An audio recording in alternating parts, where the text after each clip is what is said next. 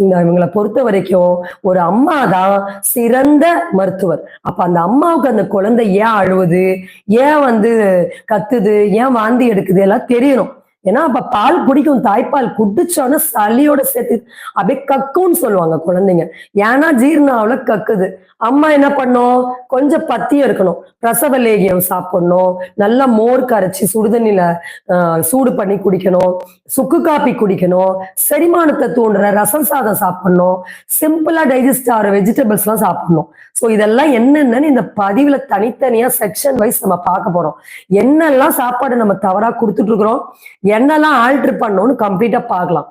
So அப்ப இந்த மதர்ஸோட dieting சரியில்லை. ஸோ அதனாலதான் அந்த குழந்தை பால் குடிச்சோன்னே மூச்சு உடனே வாங்க ஆரம்பிச்சிடும். இந்த குழந்தை உடனே டயர்ட் ஆயிடும், நைட்டு பூரா தூங்காம வாழ்னு கத்திட்டே இருக்கும். ஸோ அதனால இந்த மாதிரி ரெஸ்ட்லெஸ்ஸா ஆறதுக்கு மதர்க்கு